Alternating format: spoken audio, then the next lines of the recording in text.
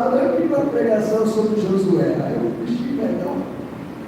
Só que aí não tem a unção, né? Aí não adianta nada, né? Aí é complicado, a unção não dá. Amém. Vamos então, o Evangelho de Marcos, capítulo 5, a partir do versículo 21. Diz assim: Tendo Jesus voltado de barco para a outra margem, uma grande multidão se reuniu ao seu redor, enquanto ele estava à beira do mar. Então chegou ali um dos dirigentes da sinagoga, chamado Jairo.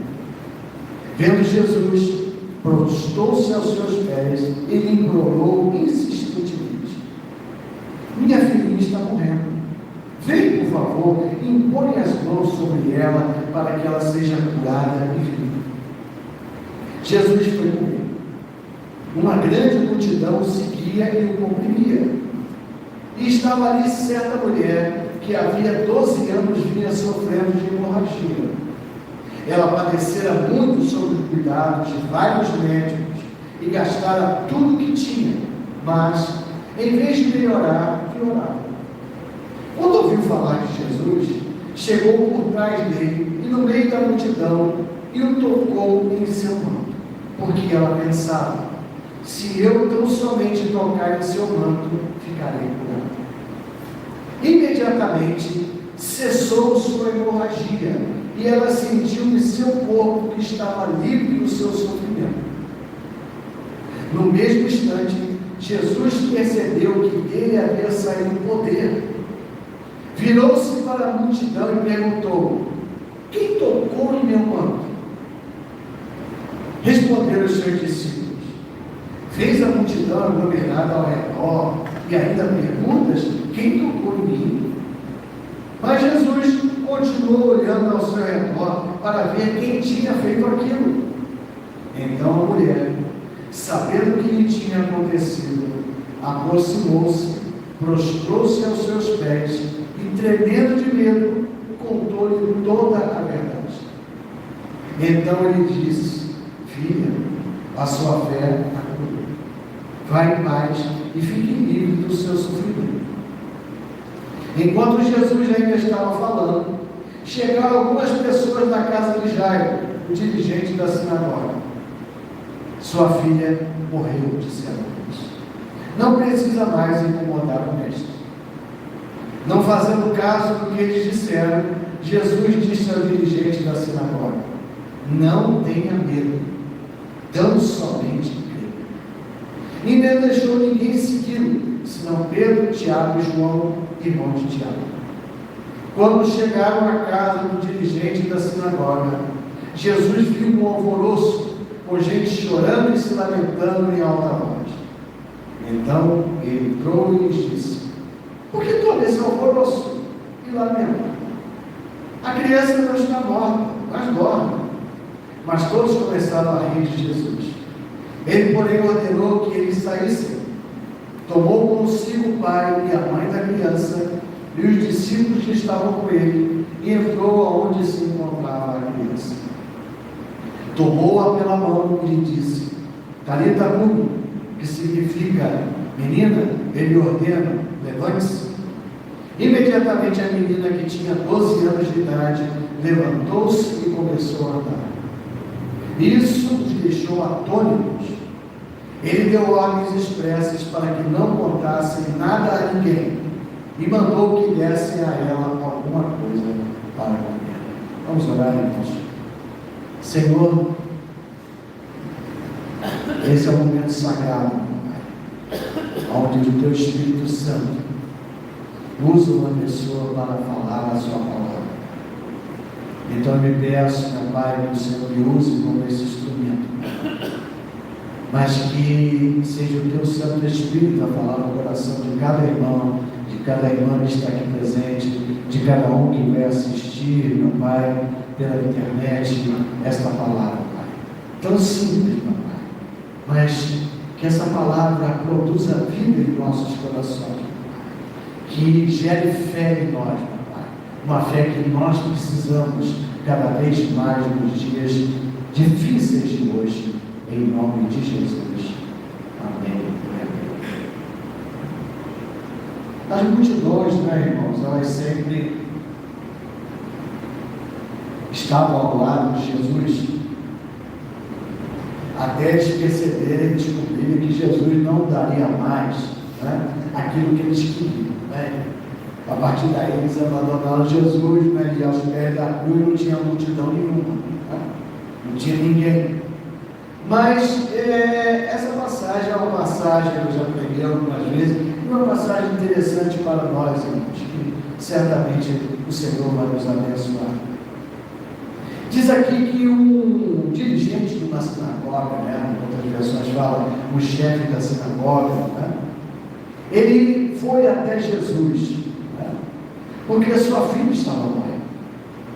Jesus, ele estava quase certamente, ele havia voltado do outro lado do lago, ele estava em Cafarnaum, o lugar onde ele morava, e com certeza esse chefe da sinagoga, chamado Jairo, a Bíblia diz que o nome dele, né, ele conhecia Jesus, porque Jesus morava em Cafarnaum, né? Cafarnaum era a base de Jesus, e também onde morava Pedro, onde morava João, onde morava Tiago, onde morava Filipe, né? Era a base ali dos discípulos, né? E eu não sei se esse homem verdadeiramente, de ver as coisas que Jesus fazia, né, ali naquele local, ele cria de alguma maneira em Jesus, né? Mas o fato é que ele, crendo ou não crendo em Jesus, né, esse homem, ele não poderia falar abertamente a sua fé em Cristo Jesus. Esse homem, ele não era o dirigente da sinagoga, ele não era um membro do Sinédrio. Ou seja, ele não era um sacerdote, né, do Sinédrio, né, mas ele era um homem da sociedade designado, né, para tomar conta de uma sinagoga, né? Então era um cargo importantíssimo para ele. Era um cargo de responsabilidade e de respeito diante da comunidade, né? A pessoa era bem vista, né? Eu fiquei buscando aqui na minha cabeça, né, uma forma de expressar isso, né? Mas aí seria coisa com o mesmo do Sinédrio, mas talvez assim como um padre, né? Na época numa cidade pequena, né, que ele não é um político, ele não tem nenhum poder político, mas ele manda muito, ele é muito respeitado, né? E assim era esse dirigente da sinagoga. Você sabe que a sinagoga era o local, e ainda é hoje, né, o local onde se aprende a Torá, né? Aprende-se a palavra de Deus, né? A sinagoga é um lugar de ensino, né, onde se lê a palavra de Deus, e as pessoas vão ali, né? Então, publicamente, né, ele poderia, igual Nicodemos, né, que foi visitar Jesus de noite, né, sem ninguém saber, ele foi visitar Jesus. Ele podia até falar com Jesus escondido, mas publicamente ele não podia fazer isso, porque aí sim, isso ia cair no ouvido do Sinédrio, né, e certamente os dirigentes, né, os sacerdotes, o destituiriam, né, dessa posição que ele tinha. Mas o que aconteceu é que ele tinha sua filha que estava morrendo. Com certeza ele já havia buscado médicos, como eu falei, era uma posição importante que ele tinha. Ele não era um pobre da sociedade, ele tinha uma posição importante. Mas talvez a sua filha estivesse ali e você vai morrer a qualquer momento.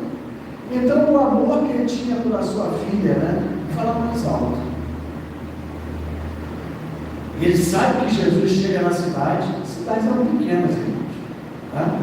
Quando eu estive lá, a gente esteve lá em Israel, a gente foi visitar essa sinagoga aqui de Cafarnaum, né? E a casa de Pedro, né, é pertíssimo da sinagoga.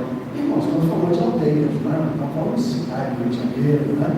Estamos falando do bairro do Caxambi, bairro de todos os anos. Não é isso, sabe? Cidade pequena. Né? Então, com certeza chegou o ouvido de Jairo e falou: olha, Jesus chegou. E diz aqui que ele vai, então, ao encontro de Jesus e ele se prostra, se ajoelha, diante de todo mundo. O amor que ele tinha pela filha dele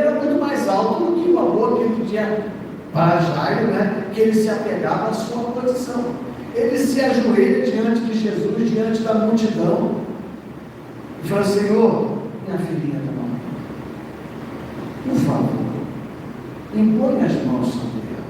Veja que ele sabia, né, como Jesus trabalhava, né? Ele fala claramente: vem pôr as mãos sobre ela, né, para que ela seja curada e viva. E Jesus olhou para ele e falou: vamos lá. E Jesus vai andando, só que a Bíblia relata que havia uma multidão. E nós estamos falando aqui da rua Honório, irmãos, uma rua que passa carro. Naquele lugar, as vielas eram pequenas, irmãos, estreitas. Então você imagina uma multidão, né, numa viela estreita, não dá para andar, não. Né? Gente na frente, gente atrás, gente do lado direito, gente do lado esquerdo, e todo mundo querendo falar com Jesus. Todo mundo queria ser curado, todo mundo queria pão, né? Todo mundo queria estar do lado do milagreiro, né? Mas Jesus estava indo, né? Vamos lá, não devia estar distante da casa de Jairo. Mas o que acontece, irmãos? Né? Ali naquela multidão havia uma outra pessoa também precisando de um grande milagre. Uma mulher que sofria de hemorragia, né, durante vários anos. E essa mulher diz aqui que gastou, a Bíblia diz aqui que ela gastou todo o dinheiro dela durante esses 12 anos de hemorragia que ela tinha, procurando cura com o médico tal, com o especialista tal, com o especialista tal.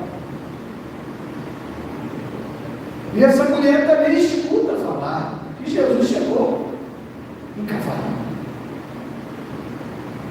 E ela coloca algo no seu coração e fala assim: deixa eu tocar no manto desse homem, eu vou ser curado. E diz aqui que ela consegue tocar, né, na orla das vestes de Jesus. E que instantaneamente, irmãos, ela foi curada.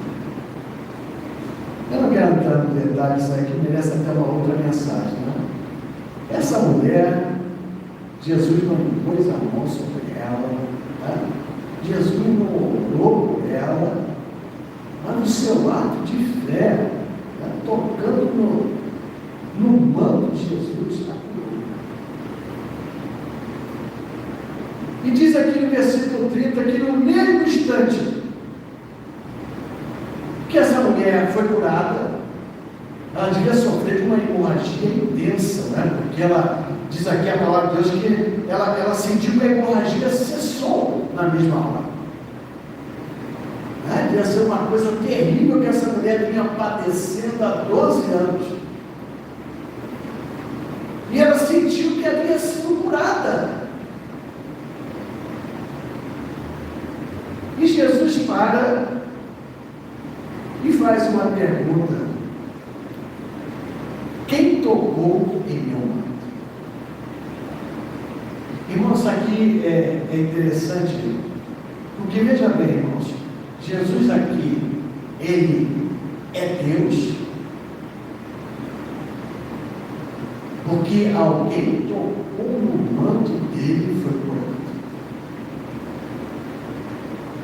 Então Jesus aqui, ele é Deus, mas ele aqui também é homem, porque ele sabe que saiu o poder para curar alguém dele, mas não sabe quem tocou. Que coisa mais maluca para a nossa cabeça humana. Aí às vezes a gente para, né? Às vezes as pessoas param para deliberar sobre esse tipo de coisa. Mas como é que pode ser? Como é que é? Como é que Jesus sabia ou Jesus não sabia? Eu não sei mais o que. Irmãos, aceitemos a palavra de Deus. Eu preguei sobre isso acho que umas 3 semanas atrás, ou 4 semanas atrás.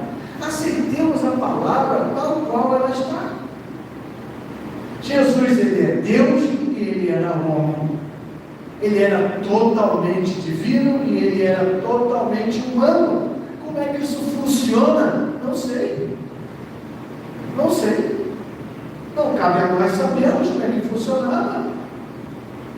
Como é que Jesus no monte, né? Fala, Senhor, me livra dessa, né?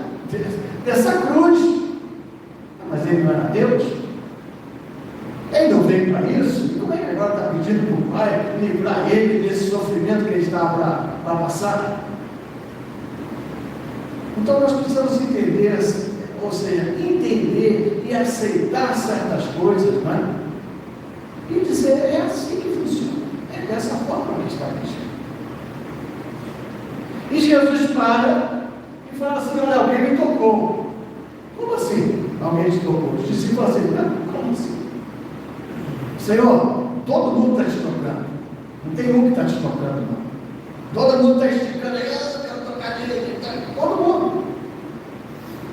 Talvez a resposta meio até irônica por parte dos discípulos, meio até um pouquinho até debochada, né?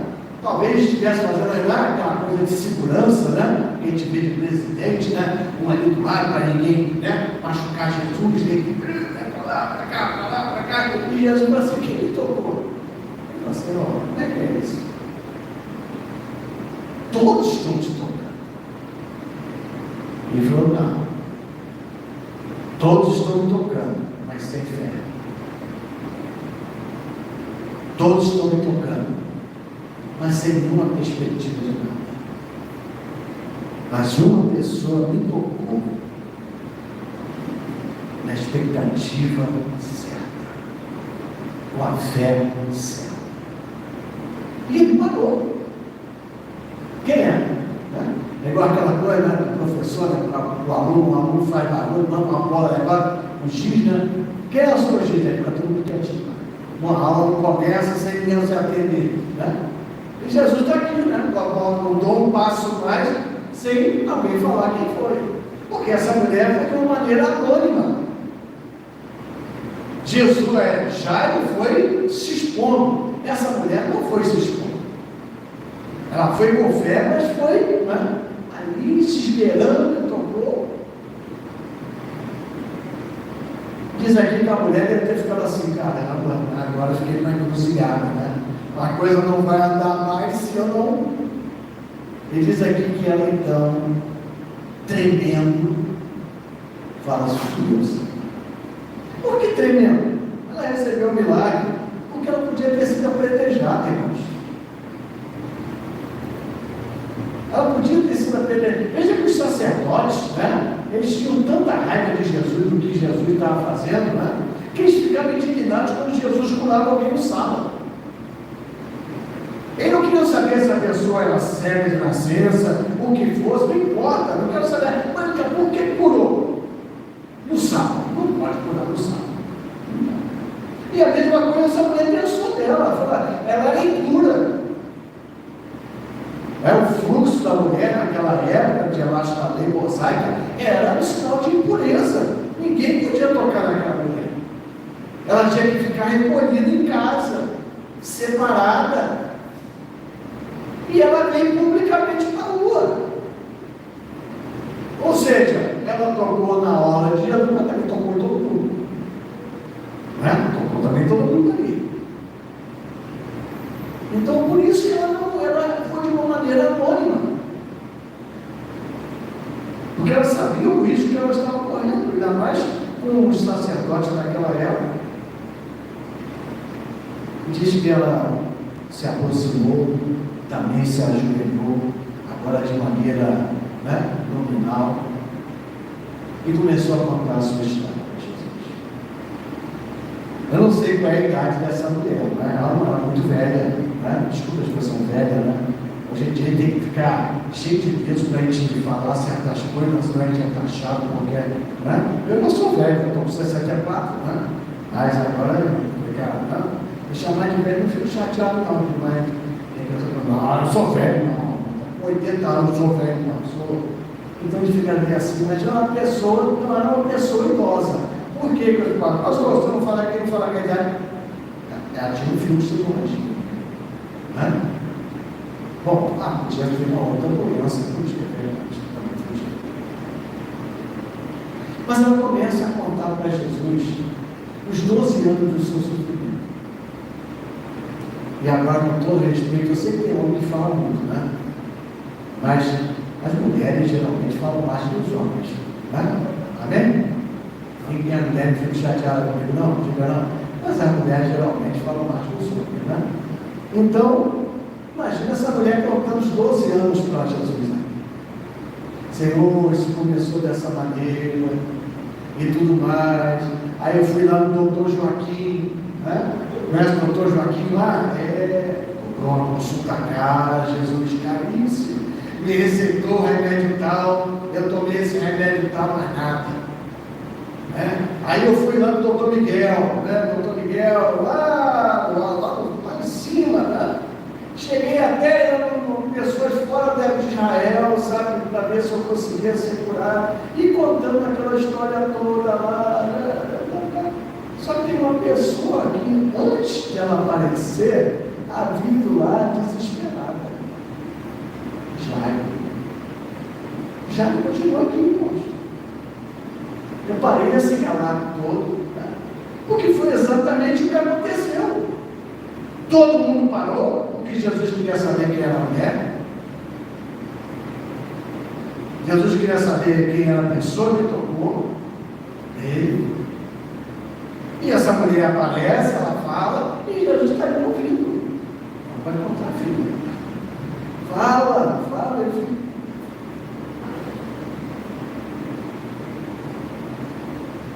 Irmãos, se coloque no lugar de Jairo. Essa mulher, vamos dizer dessa maneira assim, ela não tinha nada a perder. Eu estou falando assim no sentido, não menosprezando a atitude dela. A atitude dela foi fantástica e ela foi curar de uma maneira que a Bíblia não relata mais. Foi o único caso, né, que Jesus não orou por ninguém e a pessoa foi curada. Nos evangelhos. Tá? Mas essa mulher, e ela foi de maneira anônima. Ou seja, se ela tivesse tocado na orla de Jesus, no manto de Jesus, e não tivesse sido curada, ninguém ia saber. Ninguém ia saber que essa mulher existiu nem nada. Ela estava de maneira anônima. Diferente do caso de Jairo. Jairo tinha uma posição importante. E ele declarou que confiava que Jesus era o Cristo, que podia curar a sua filha, diante de todo mundo. Não foi escondido. Ele não foi na macada de Jesus, não foi na frente de todo mundo. Ele ia poder negar isso nunca mais. E agora ele está ele ali, envolvido nessa história toda. É difícil imaginar uma maneira de ilustrar, né? Assim, vamos dizer que você tivesse. Você mora num prédio, né? E você sabe que você mora no terceiro andar, e no sexto andar você conhece uma pessoa lá, ele é médico, ele é pediatra, você conhece ele, você fala com ele e tudo mais. E você está na sua casa um belo dia lá, e o seu filhinho, né? Está comendo uma coisa e se engasga. Aí você tenta dizer e nada, e a criança está ficando roxinha. Ela olha para você, vai lá falar com o doutor fulano, mas ele vem aqui rápido. E você vem, né? Vai subindo, só mais esticado para nem esperar ele na noite, ela toca a campainha, eu atende lá, o fulano, ô doutor fulano, por favor, desce, minha filha está morrendo lá, meu filho está morrendo lá, ele se engasgou, tá bom, peraí que eu vou pegar minha maletinha, se precisar de alguma coisa, né? Ele chega, e quando chega na porta, toca o celular dele. Aí pega o celular, só um minutinho só. É um paciente dele também está passando um problema. E você está ali na frente, não é possível. Doutor, ele está aqui, só um minutinho. Doutor, só um minutinho. E para piorar as coisas, irmãos, de Jairo, Jesus já está ouvindo o testemunho da mulher. Né? Esse negócio de testemunho é complicado, é mesmo. A pessoa fala assim, vai testemunhar. Irmão, dá 5 minutos, 10 minutos, a pessoa fica meia hora no testemunho.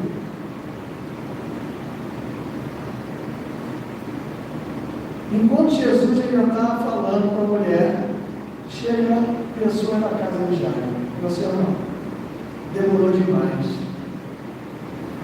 Sua filha morreu. Se coloca no lugar de Jairo. Você se expôs. Você foi atrás daquele que você, de uma maneira ou outra, você cria que ele podia fazer um milagre. Você colocou toda a tua reputação em jogo.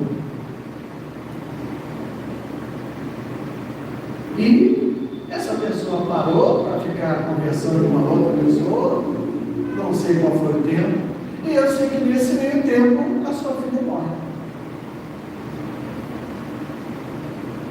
Como é que fica a sua fé? E eu vou dizer para você, irmãos, isso que aconteceu com Jairo, pode acontecer conosco, e de uma maneira maior ou menor ou igual, acontece conosco. A nossa fé sempre vai ser colocada à prova. Sempre a nossa fé vai ser colocada à prova. Às vezes a gente vai achar que Jesus está demorando demais, como foi no caso de Lázaro também. Às vezes a gente vai achar que Jesus não está ouvindo o que a gente está falando. Às vezes a gente vai achar que Jesus curou o irmão da esquerda, mas não me curou. Que Jesus talvez tenha predileção por um ou por outro. A nossa fé vai ser sempre provada.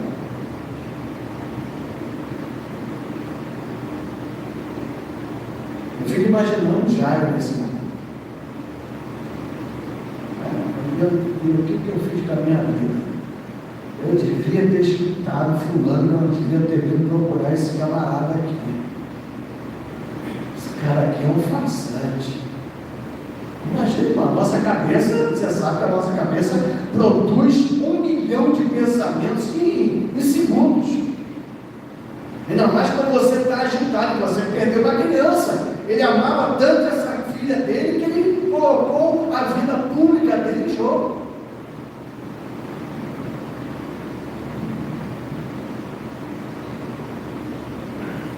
São nesses momentos, irmãos, quando a nossa fé é provada, que nós precisamos entender, que nós precisamos buscar a palavra de Deus cada vez mais. Jesus, ele está olhando para nós. Nada está acontecendo na nossa vida que ele não esteja vendo. A gente pode achar que ele está demorando. A gente pode achar que a gente não merece passar pelo que ele está passando. A gente pode achar um monte de coisa. A gente só não pode achar uma coisa: que Deus não nos ama. Que ele se importa mais com A ou se importa menos com nós. Jesus ouviu. Ele estava ouvindo o relato daquela mulher, mas ele ouve, não é? Não sei aqui por divindade ou por audição mesmo, não é? Ele ouve que aquelas pessoas que vêm falar para ele, para Jairo, vamos embora, não incomoda mais o mestre não, já está morta. E ele diz para Jairo, não tenha medo, tão somente creia, que o Senhor está sempre contigo. Ele não está distante, ele está junto de você. Não adianta a gente tentar certas coisas, entender certas coisas. Nós precisamos ficar com a palavra de Deus. Eis que estarei convosco até a consumação dos séculos.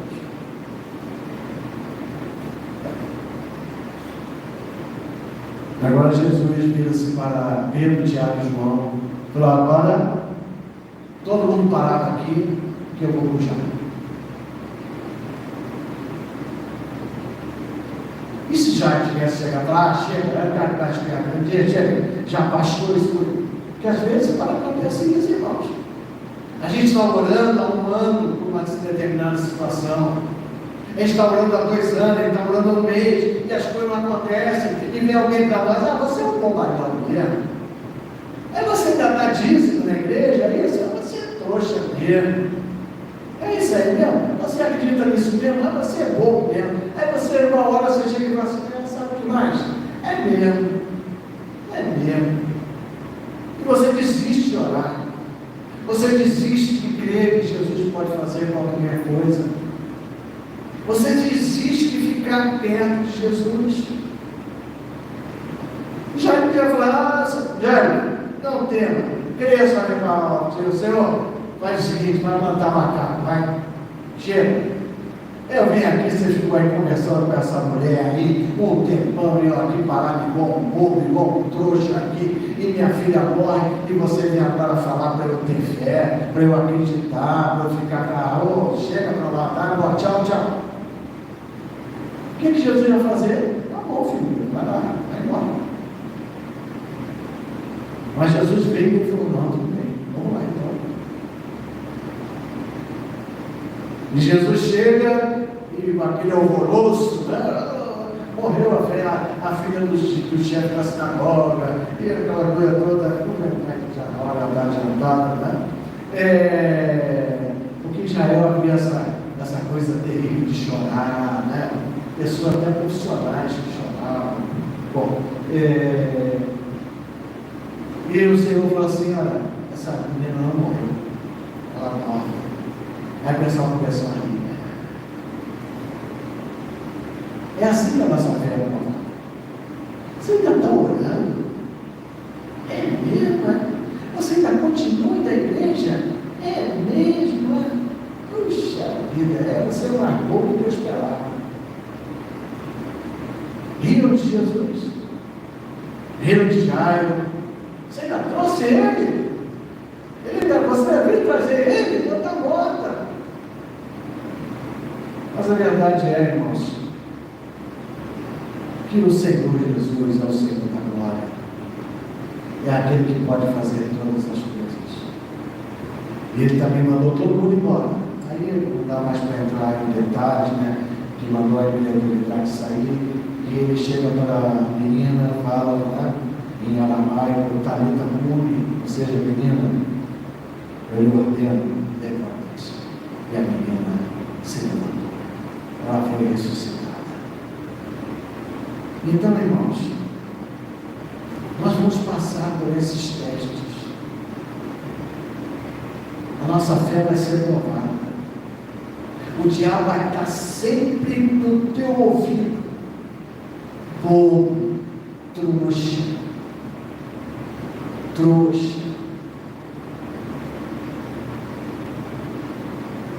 Já falei isso aqui algumas vezes. Me lembro uma vez que eu estava indo para a cidade e eu estava no quentão, no busão. Porque eu havia largado o trabalho e tudo mais, porque era da igreja. Eu estava no busão, indo para o centro da cidade. Aí naquele trânsito ali da Presidente Vargas, eu estava aqui na janela, né? Aí quando eu olho assim para baixo, estava um camarada que havia sido meu treinador. Naquela época era um Vectra, né? Um carro, né? Da quadra, um carro de se lançar, né? Lá no Vectra, lá de gravata, né? O vidrinho fechado, ar-condicionado. Eu olhei para trás, eu falei: caramba, eu estou aqui no quentão e ele está lá no friozão. Aí me mostra as coisas que estão na tua orelha. O que você vê na tua vida?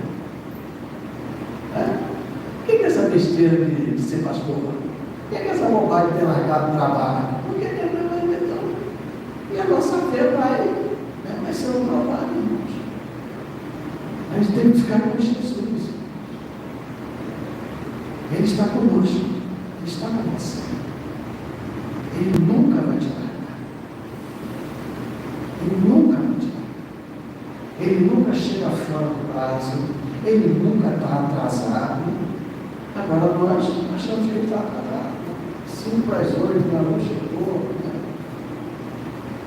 O fato é que a fé de Jairo, o despojamento de Jairo, né? O esforço de Jairo, ele ter se colocado diante de todas essas coisas, fez com que ele recebesse o maior milagre da vida dele, a sua filha. Isso acontece com todos nós, irmãos.